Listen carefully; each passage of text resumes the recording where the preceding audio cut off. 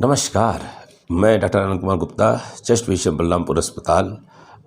आज मैं अपने शहद की जो पिछली वीडियो में मैंने आपको बताया था कि शहद की प्रॉपर्टीज़ क्या हैं, आज मैं बताऊंगा कि हनी बीज़ कितनी मेहनत करती हैं शहद बनाने में, क्यों बनाती ही हैं और कहते हैं कि इनकी रखरखाव कैसे होता है और इसमें इनकी मेहनत कितनी लगती है।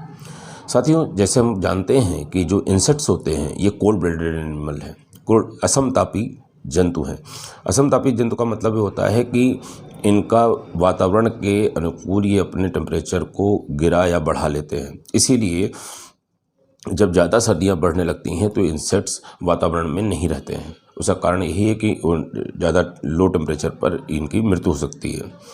आपने मेढक के बारे में अगर पढ़ा सुना जाना हो कि उनके अंदर एक हाइबरनेशन की प्रक्रिया होती है, अर्थात वो ज़्यादा सर्दी, वो भी कोल्ड ब्लडेड एनिमल हैं और अपने को ये मिट्टी के अंदर छिपा लेते हैं पूरे जाड़े भर, क्योंकि वो भी अपने को ज़्यादा ठंडक में बचा नहीं सकते हैं सामान्य ज़िंदगी में, जैसे वो बरसात के आसपास पानी और थल स्थल में घूमते फिरते हैं।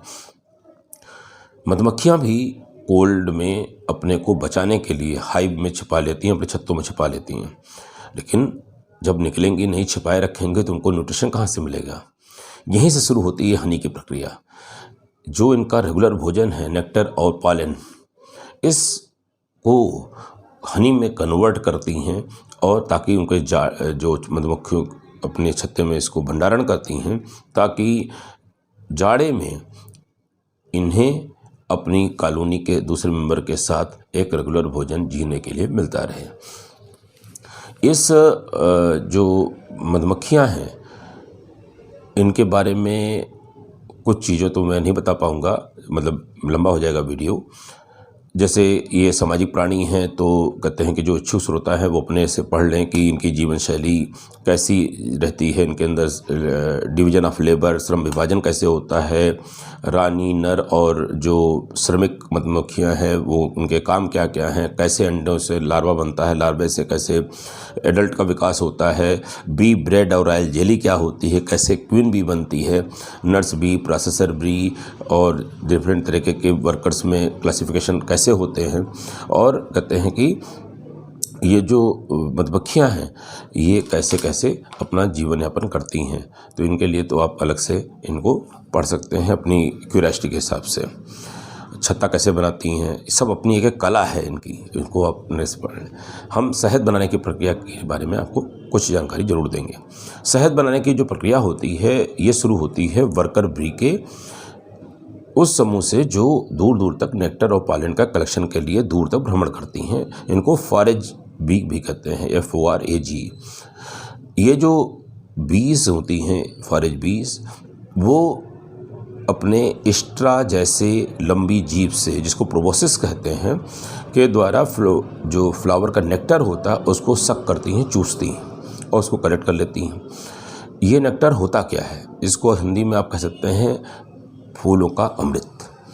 ये फूलों का अमृत है। ये फूलों की जो पंखुड़ियाँ होती हैं इनके बेस पर पाया जाता है और जो स्त्री जननांग होते हैं जिनको कार्पेल कहते हैं उनमें भी पाया जाता है। वहाँ पर नेक्टरीज नाम की ग्लैंड्स होती हैं, उसके रस को ये चूसती हैं और ये कार्बोहाइड्रेट का मुख्य सोर्स है। इसके अंदर जो फ्लूइड होता है वो बहुत थिन कलर्ड का सॉल्यूशन होता है जिसमें 80% लगभग पानी, और इसके अंदर डाइसैक्राइड और हेक्सोजेज होते हैं जैसे ग्लूकोज और कहते हैं कि ये आपका फ्रक्टोज। अब ये जो रस है इसको जो चूस रही होती हैं तो एक बार ये जो है इनके हैंड लिम्ब में जो हेयरी ब्रिसल्स होते हैं इनमें पॉलेंस भी चिपक जाते हैं और जब एक फ्लावर से दूसरे फ्लावर ये जा रही होती हैं तो ये पॉलेंस वहाँ पर मतलब झड़ जाते हैं, तो इनका इसी दौरान ये पॉलिनेशन का भी काम करती हैं। तो बीज क्या करती हैं, एक तरह के फ्लावर को एक दिन में कवर करती हैं, एक भी एक ही तरह के फ्लावर को कवर करेगी और उनका क्रॉस पॉलिनेशन करती रहेगी। इस तरह से क्रॉस पॉलिनेशन में क्या होता है, यहाँ तक का डाटा है कि जितनी भी फल सब्जियां हम लोग सब खाते हैं उनमें जो 1/3 प्रोडक्शन है मधुमक्खियों द्वारा क्रॉस पॉलिनेशन से पैदा होती हैं। अब जो वर्कर बी होती है अपनी 3 हफ्ते की उम्र से काम करना चालू कर देती है और इसकी उम्र होती है 6 से 7 हफ्ते और तब तक वो लगातार काम करती रहती है जो भी इसको अलॉटेड है।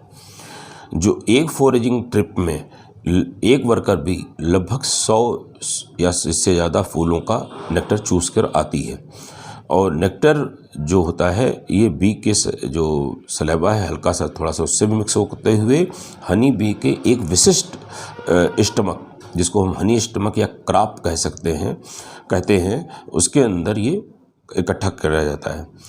ये एक वाल्व के सहारे क्राप में जो नेक्टर है एक वाल्व के सहारे क्राप में प्रवेश करता है। अब सारा का सारा जो नेक्टर और पॉलन उसने लिया वो तो चला गया क्राप में और ये हनी स्टमक केवल हनी बनाने के लिए सेपरेट रखा जाने वाला नेक्टर और पॉलन है। तो खुद के लिए कब पोषण पाएगी, इसके लिए क्या होता है कि प्रक्रिया है इसके अंदर कि जब उसको अपनी एनर्जी की ज़रूरत होती है तो हनी स्टमक का थोड़ा सा हिस्सा, हनी स्टमक के जो भोज्य पदार्थ है उसका थोड़ा सा हिस्सा जो उसका प्राइमरी स्टमक या रेगुलर स्टमक या वेंट्रिकल जो स्टमक कहलाता है या डाइजेस्टिव स्टमक जिसको कह सकते हैं उसमें वो चला जाता है वाल्व के सहारे और वहाँ पर उसका पाचन होता है और इस बचे हुए भोजन का या इसमें गए भोजन का कभी भी मिश्रण हनी स्टमक के कंटेंट से कभी नहीं होता है। अब ये जो मधुमक्खी होती है, आप एक भगवान की कल्पना वो देखिए, नेचर की एक स्थिति देखिए कि मधुमक्खी अपने वजन के बराबर का नेक्टर और पॉलन लोड करके उड़ लेती है और जबकि मानव द्वारा जो निर्मित सबसे अच्छा एयरक्राफ्ट है वजन उठाने वाला वो अपने वजन का 1/4 ही कैरी कर सकता है।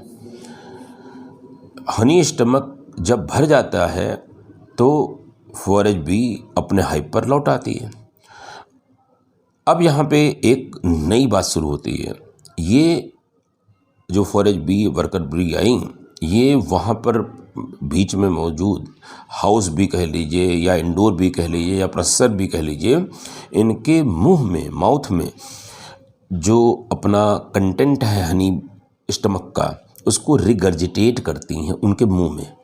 इसको आप उड़ेलना कह सकते हैं और ये प्रक्रिया बार बार अलग अलग बीज के बीच में लगभग 20 मिनट तक बार बार होती रहती है और बीज के जो हनी स्टमक में कंटेंट नेक्टर जो बार बार जाता है और उड़ेला जाता है अलग अलग बीज में, तो वहाँ पर जो उपस्थित इन्वर्टेज एंजाइम है, माइलेज एंजाइम है या डायस्टेज एंजाइम है उससे वो बार बार रिएक्ट करता है। इससे जो कॉम्प्लेक्स सैकराइड्स होती हैं वो सिंपल शुगर में टूटने लगती हैं, वाटर कंटेंट कम होने लगता है। इससे इनका पीएच और केमिकल कंपोजिशन जो नेक्टर और उसका था उसको बदलने लगता है और ये जो इन्वर्टेज एंजाइम है ये इन्वर्जन प्रोसेस से बनने वाला जो हनी है इसका सॉलिडिफिकेशन को रोकता है और जिसके अंदर जो ग्लूकोज ऑक्सीडेज होता है इसके हनी स्टमक का, वो नेक्टर से जब मिक्स होता है तो उससे एक बाई प्रोडक्ट बनता है जिसको कहते हैं ग्लूकुरोनिक एसिड और H2O2 भी कहते हैं और 2 कंपाउंड बनते हैं और ये H2O2 हाइड्रोजन पेरोक्साइड और ग्लूकुरोनिक एसिड ये इसकी एसिडिटी का कारण बनते हैं जिसे पीएच हमने बताया था इसका 3.9 होता है और ये इसकी एंटीबैक्टीरियल प्रॉपर्टी को भी जन्म देते हैं और इसकी हनी की स्टेबिलिटी को भी जन्म देते हैं। अब यहाँ पे एक बहुत बड़ा प्रश्न उठता है, क्या हनी मधुमक्खियों की उल्टी है? नहीं, ये रिगर्जिटेशन और उल्टी में अंतर है। डाइजेस्टिव स्टमक का कंटेंट जब बाहर आएगा वो तो वोमिट होगा, हनी स्टमक का कंटेंट मुंह से हनी स्टमक में ही जाता है एक दूसरे बी से दूसरे बी में। ये कहते हैं कि डाइजेस्टिव कंटेंट इसके अंदर कभी मिक्स नहीं होता, इसलिए ये रिगर्जिटेटेड फ्लूइड है ना कि वोमिटिंग। अब ये फ्लूइड जो माउथ टू माउथ ये जा रहा होता है इसका लगभग 20% तक इसका कंटेंट नेक्टर समझिए, आपको बताया था कि नेक्टर में 80% पानी होता है। ये इस दौरान पानी घटते घटते लगभग 20% के आसपास तक आ जाता है। और जब ये इतना हो जाता, पानी कम हो जाता है, तो अब ये हनी बी जो है अपने इस कंटेंट को हनी कॉम्ब के जो हेक्सागोनल एरिया होता है, सेल्स होती हैं, उसके अंदर वो पोर कर देती है, उड़ेल देती है। और इस दौरान जब उसी फ्लूइड का सरफेस एरिया बढ़ता है उससे, और जब और उस वहाँ पर जब उड़ेलने के बाद जो हनी बीज होती हैं वो अपने पंखों को बहुत तेज़ी से हिलाती हैं, समझिए पंखा करती हैं। और उससे क्या होता है कि पानी का कंटेंट और कम हो जाता है, करीबन 18 से 17% ही रह जाता है। और इससे क्या होता है कि जो हनी पैदा होता है ये लॉन्ग टर्म स्टोरेज के लिए तैयार हो जाता है। और इससे जो है कोई भी बैक्टीरिया इसके अंदर ग्रो नहीं कर पाता है। एक तो इसमें एसिड होता है, दूसरा कहते हैं कि पानी में भी कंटेंट बहुत कम आता है, तो कोई इसके अंदर पैथोजन ग्रो नहीं कर सकता। और ये जो सुपर सैचुरेटेड सॉल्यूशन आपको मिला, जिसको अब हम हनी नाम देते हैं, ये जो है अब जब तैयार हो जाता है तो यही हनी भी अपने एब्डामेन के जो निचले हिस्से पे इनके वैक्स प्रोड्यूसिंग ग्लैंड्स होती हैं, वहाँ से एक स्राव निकालती हैं और इस सेल को ऊपर से वैक्स की लेयर से भर देती हैं। अब ये सील हो गया, अब ये हनी तैयार हो गया। आपको जानकर आश्चर्य होगा कि 1 किलो हनी बनाने के लिए करीबन 10,000 बीज 75,000 मील्स की यात्रा करके 8 करोड़ से ज़्यादा फ्लावर का नेक्टर चूस के आती हैं, और तब ये 1 किलो हनी बन के तैयार होता है। सोचिए प्रकृति ने कैसी सुविधा दे रखी है, और कैसे कैसे हम लोग को हनी जो हम आसानी से खरीद लेते हैं, वो हनी बनाने के लिए प्रकृति में मधुमक्खियाँ हमारी कितनी मेहनत करती हैं। एंजॉय करिए शहद की मिठास को भी और हमारे वीडियो को भी, और इसी तरह जुड़े रहिए। सब्सक्राइब व्यूअर्स को बढ़ाने के लिए अपने दोस्तों में, मित्रों में इसको बांटिए, ज्ञान का भी प्रसार करिए, लाइक और कमेंट करते रहिए। अगले वीडियो के लिए तैयार रहिए, जिस पर हम बतलाएंगे कि कैसे हनी छत्ते से प्राप्त करते हैं और किस तरह हनी हमको खरीदना, समझना, यूज़ करना चाहिए। धन्यवाद।